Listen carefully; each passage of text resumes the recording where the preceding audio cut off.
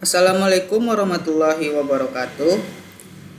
Perkenalkan, saya Dani Fitra Dilova dengan NIM 24346023. Pada video presentasi UAS Rekayasa Perangkat Lunak pada bagian B ini, saya akan menjelaskan materi dari SWIBOK chapter 11, yaitu Software Engineering Models and Method.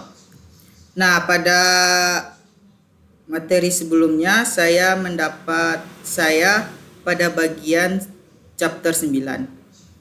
Nah, sekarang untuk UAS saya memilih chapter 11. Materi ini membahas bagaimana model dan metode digunakan dalam pengembangan perangkat lunak agar proses analisis, desain, implementasi, dan pengujian menjadi lebih terarah. Nah, pada materi pertama yaitu ada bagian pendahuluan, di mana pada bagian pendahuluan ini saya akan menjelaskan bahwa dalam rekayasa perangkat lunak, pengembangan sistem tidak langsung dimulai dari coding. Sebelum masuk ke tahap implementasi, pengembangan perlu memahami masalah, kebutuhan pengguna, struktur sistem, dan alur kerja sistem. Disinilah models and method memiliki peran penting. Model membantu kita menggambarkan sistem dalam bentuk yang lebih sederhana, sedangkan metode membantu menentukan cara atau pendekatan yang digunakan dalam membangun software.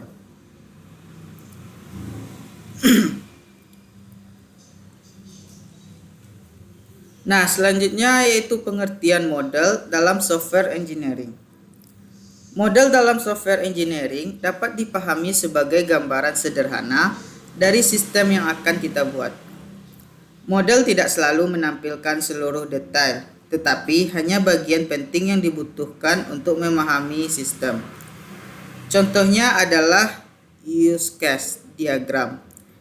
Nah, untuk menggambarkan use case diagram ini berguna untuk menggambarkan hubungan aktor dengan fitur. Selanjutnya ada activity diagram, yaitu untuk menggambarkan alur aktivitas kelas diagram. Untuk menggambarkan alur aktivitas. Selanjutnya ada kelas diagram untuk menggambarkan struktur objek dan IRD untuk menggambarkan hubungan data. Dengan adanya model, tim pengembang dapat memiliki pemahaman yang sama sebelum sistem dibangun. Nah, contoh pada PC Builder Forum, model dapat menggambarkan aktor, fitur forum, komentar, vote, panduan, dan rakitan PC. Materi selanjutnya yaitu bagian prinsip pemodelan. Dalam membentuk model, ada beberapa prinsip penting yang perlu diperhatikan. Yang pertama, model harus memiliki tujuan yang jelas. Artinya, model dibuat untuk membantu memahami sistem, bukan hanya sebagai gambaran pelengkap. Yang kedua, model harus mudah dipahami oleh pembaca, baik oleh pengembang maupun pihak lain yang terlibat. Yang ketiga yaitu model harus sesuai dengan kebutuhan sistem dan tidak terlalu rumit. Jika model terlalu rumit, orang akan sulit memahaminya. Tetapi jika terlalu sederhana, informasi penting bisa hilang. Jadi model yang baik adalah model yang jelas, sesuai kebutuhan, dan dapat membantu proses pengembangan.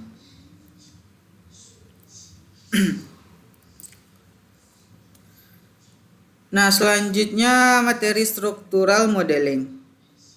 Struktural modeling ini adalah jenis pemodelan yang menggambarkan struktur dari sebuah sistem. Model ini menunjukkan komponen apa saja yang ada di dalam sistem dan bagaimana hubungan antar komponen tersebut.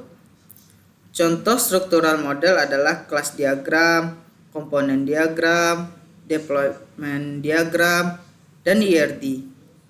Dalam proyek PC Builder Forum, struktural modeling dapat digunakan untuk menggambarkan hubungan antara user, thread, komentar, vote, tag, panduan, dan rakitan PC.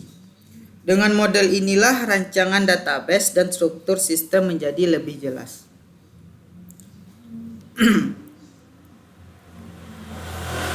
Nah, selanjutnya pada bagian behavioral modeling.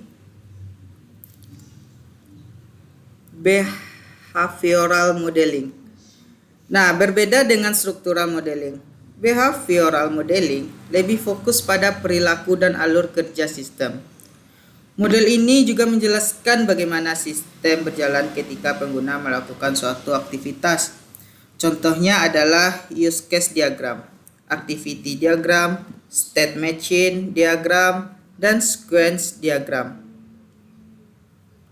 Pada PC Builder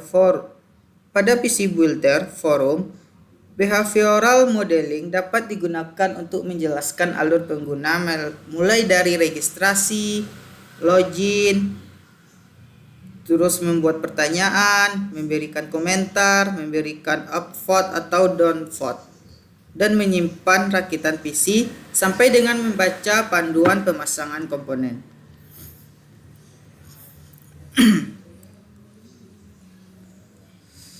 Slide berikutnya yaitu analisis model, di mana model yang sudah kita buat tersebut tidak boleh langsung dianggap benar.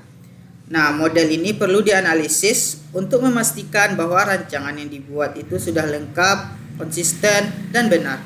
Misalnya pada use case diagram, kita harus memastikan semua aktor sudah memiliki fitur yang sesuai. Pada rancangan database, kita harus memastikan hubungan antar tabel tidak salah. Analisis model penting karena kesalahan yang ditemukan pada tahap desain lebih mudah diperbaiki dibandingkan kesalahan yang baru ditemukan setelah sistem selesai dibuat. Nah, ini bentuk kesalahan desain lebih mudah diperbaiki sebelum dikoding.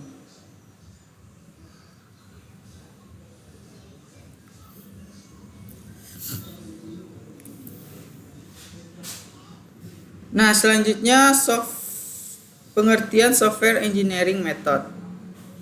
Selain model, Swibox chapter 11 ini juga membahas tentang metode dalam software engineering. Metode adalah pendekatan yang digunakan dalam mengembangkan perangkat lunak. Metode membantu tim untuk menentukan bagaimana sistem tersebut akan dianalisis, dirancang, dibangun, dan diuji. Nah, beberapa metode yang dibahas adalah heuristic method, formal method, prototyping method, dan agile method.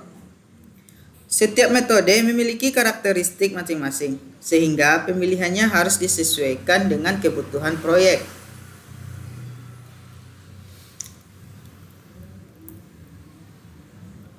Nah, selanjutnya ada contoh-contoh metode pengembangan software.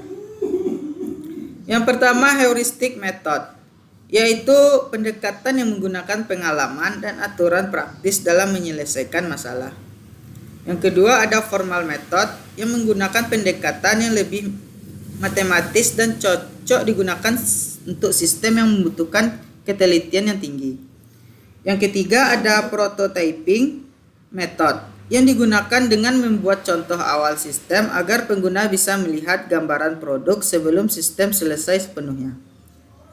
Nah, sedangkan yang keempat yaitu agile method yang menekankan pengembangan bertahap, fleksibel, dan menerima feedback pengguna secara berkelanjutan. Nah, dalam proyek yang kebutuhannya penggunanya bisa berkembang, prototyping dan agile biasanya sangat membantu.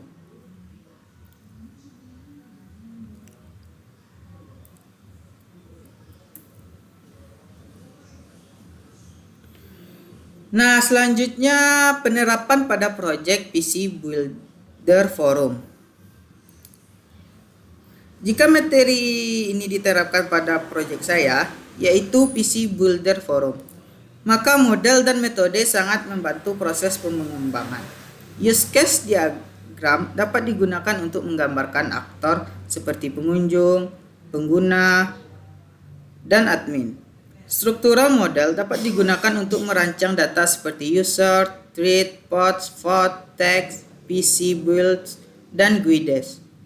Behavioral model dapat digunakan untuk menjalankan alur pengguna saat membuat pertanyaan, memberi komentar, melakukan voting, menyimpan rakitan PC, dan membaca panduan. Untuk metode prototyping dapat digunakan untuk membuat tampilan awal, sedangkan agile sederhana dapat membantu pengembangan fitur secara bertahap.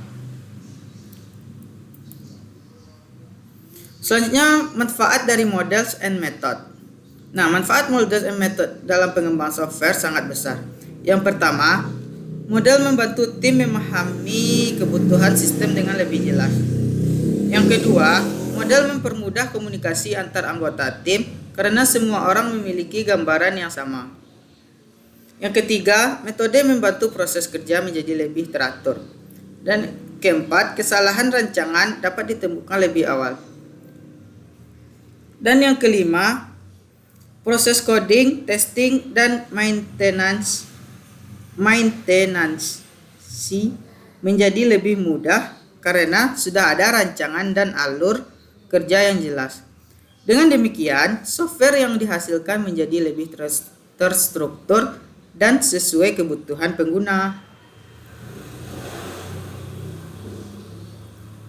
Nah, selanjutnya materi terakhir yaitu kesimpulan dari software engineering models and method ini, yaitu merupakan bagian penting dalam rekayasa perangkat lunak.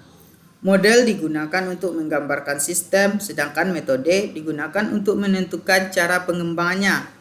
Nah, structural modeling membantu menggambarkan struktur sistem, behavioral modeling membantu menggambarkan alur kerja sistem. Sedangkan software engineering method membantu menentukan pendekatan pengembangan yang sesuai. Nah, pada project PC Builder Forum ini, materi ini dapat diterapkan untuk merancang fitur, database, alur pengguna, dan strategi pengembangan sistem. Baik, sekian presentasi dari saya. Terima kasih atas perhatiannya. Saya akhiri dengan wabillahi taufik wal hidayah. Wassalamualaikum warahmatullahi wabarakatuh.